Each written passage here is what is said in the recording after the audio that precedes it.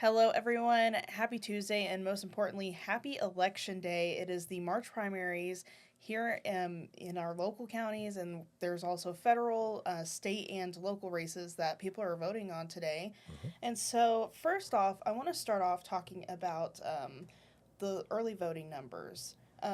They weren't as quite as high as they were in previous years, 2 years ago in Right, 2024. right. So, as of last check, Randall County had 8,000 people early voting compared to 10,300 who early voted in the 2024 primary.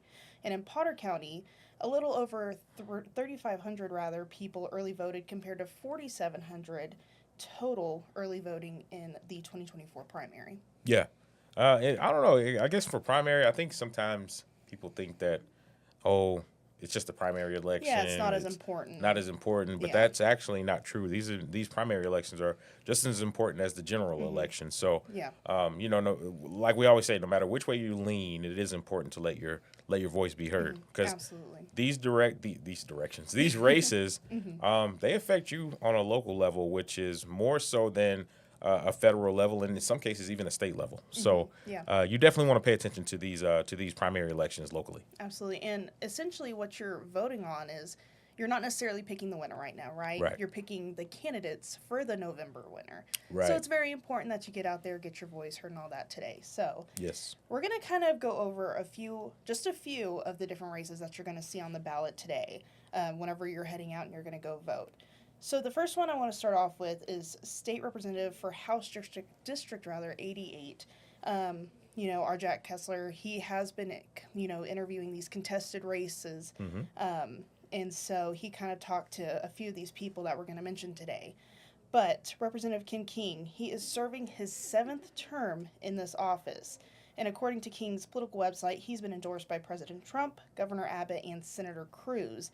And he's running against John Browning Rowe, if you want to kind of give us some info about Browning. Okay. Now, Browning, of course, according to his website, he's calling himself the conservative cowboy, which that's kind of a catchy name. Yeah. But he was born in Lubbock and was raised in Plainview, so he's very familiar with this area. And according to his website, he's been endorsed by several organizations, including Protect Texas Children, Texas Gun Rights, and Texans for Fiscal Responsibility, among more. That's definitely one race you do want to watch. Yeah, absolutely. And another one that people are really looking at is U.S. Representative District 13. You've got Ronnie Jackson. He's run opposed in recent elections, but now one candidate is looking over to take this district.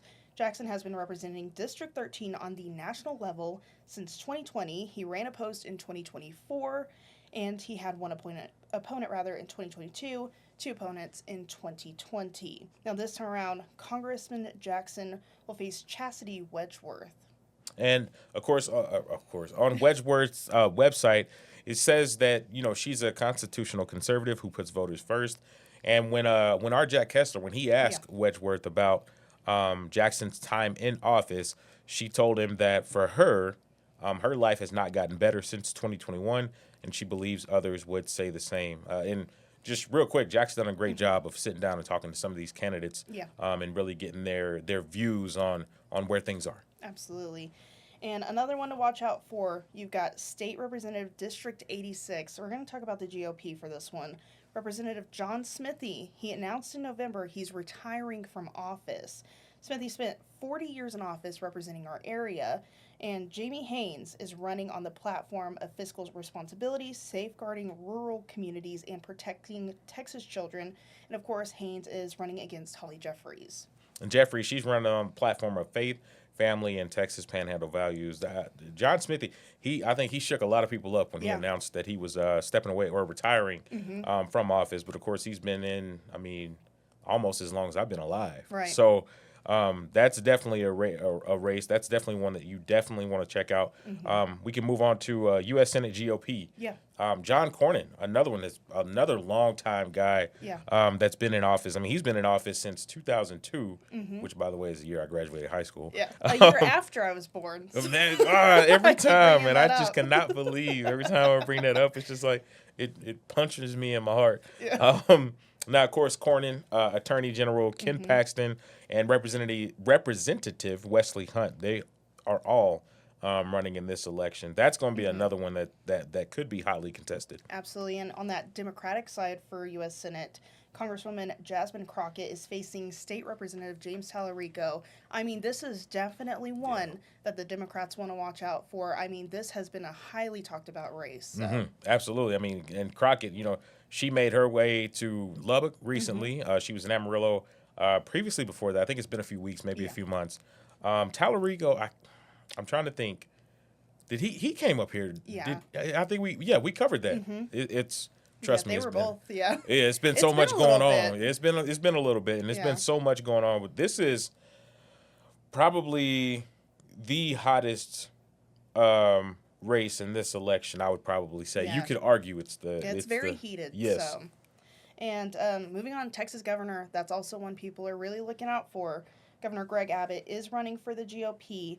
Gina Hinojosa is running on the Democratic side of that race. And that's another one that you definitely want to watch.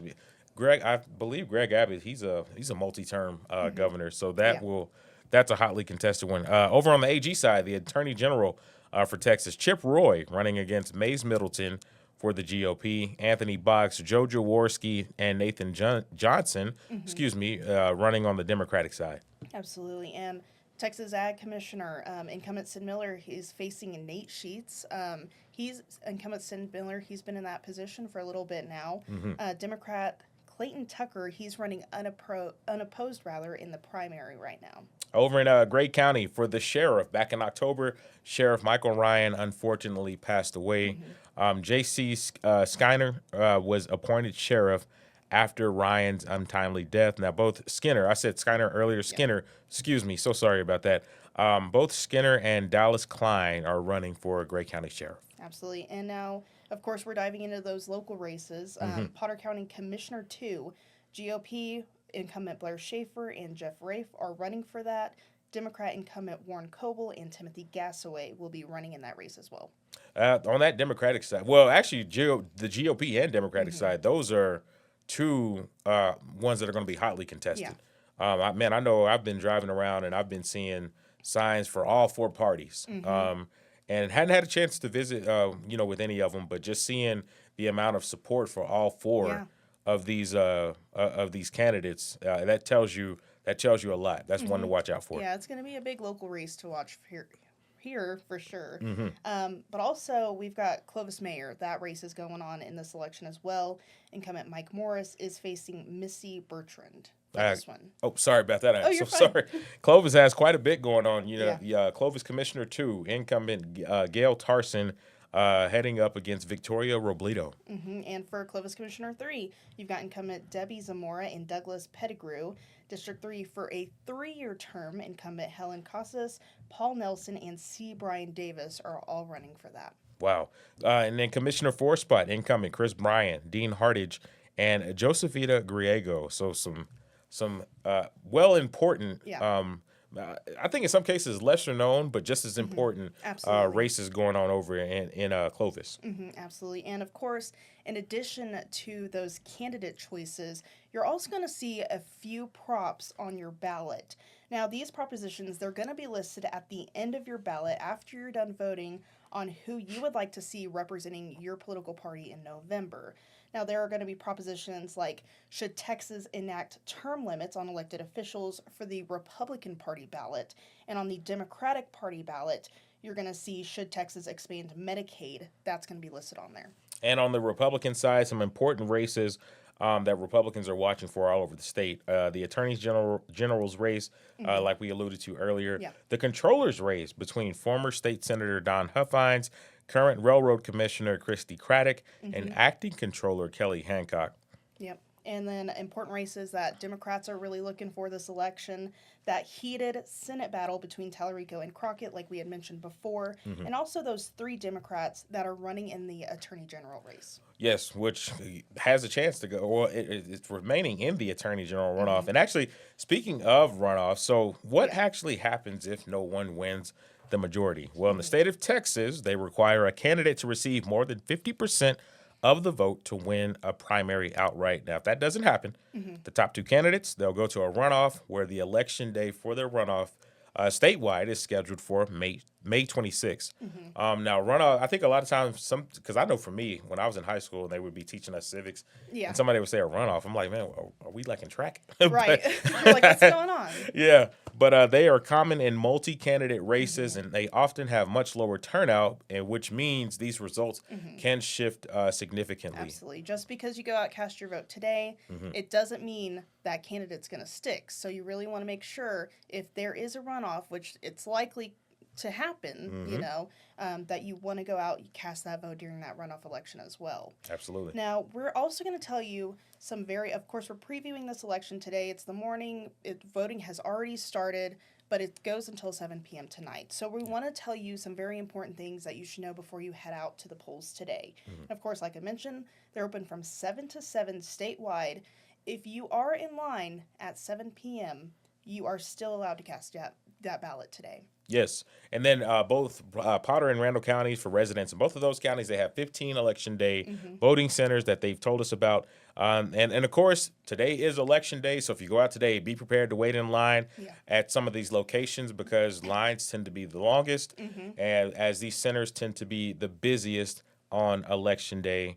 And Mm-hmm. and we'll get to the electioneering, no electioneering allowed rules Yes. later on. So, of course, Texas runs separate party primaries on the same day. So, whenever you go to cast your ballot today, you choose one party's ballot whenever you check in. So, Right. you'll have that specific party that you can choose those candidates from, as well as the props.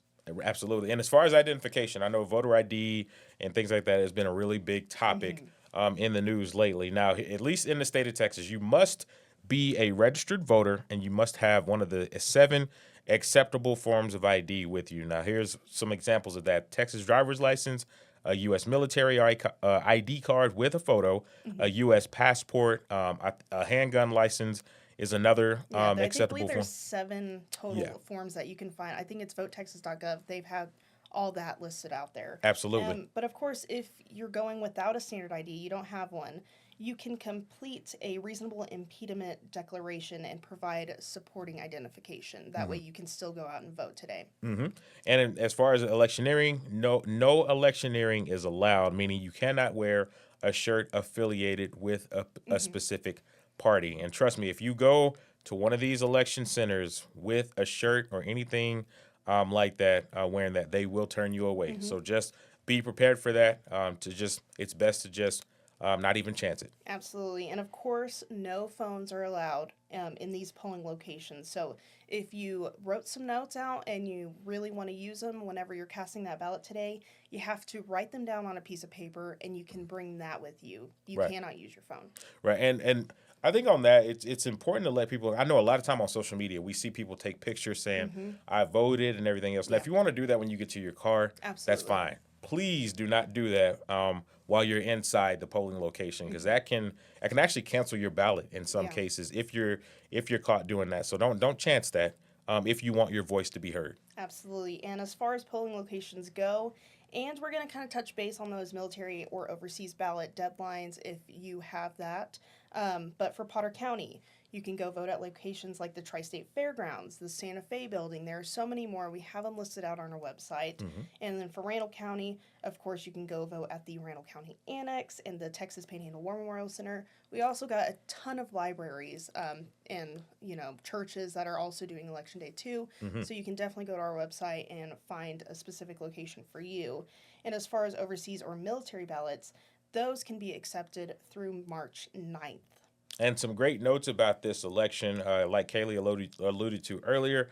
Primaries determine who will compete in the November 3rd general election. Mm-hmm. So you can think of this election as a candidate selection stage rather than the final vote, like you touched on earlier. Mm-hmm. In the state of Texas, the winners they must secure a majority or face a runoff, which could set up decisive head-to-head races in May. And Absolutely. personally, with this election, I think we'll see a few Yeah. runoffs. Yeah, I think it's expected for this one. Hmm. And you're also maybe wondering, we kind of touched base on this, why do the primaries matter, right? So they shape the ideological direction of candidates before the general election that happens in November. They decide on many judicial and county offices that really don't get much attention later. Right. And they also determine whether a race will even be competitive in November. So really go out, cast your ballot, let people know Hmm.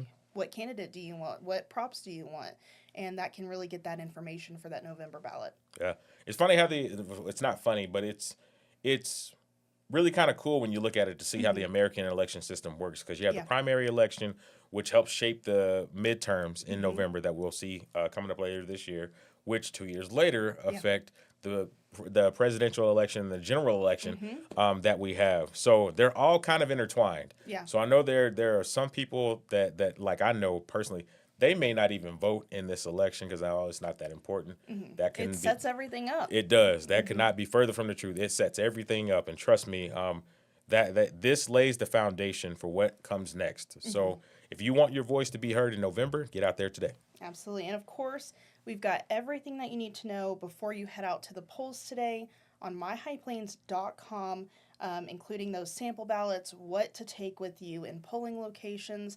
And of course, later tonight, we're going to be airing those live election results on, of course, our live broadcast as well as on our CTV KMR Plus app. So, Absolutely.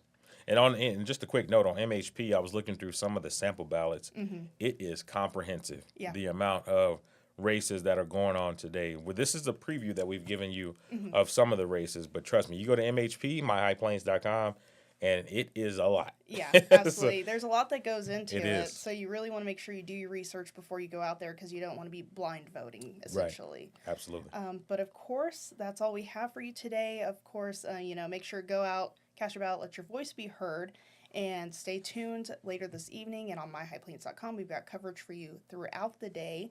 And we'll see y'all later. Happy voting.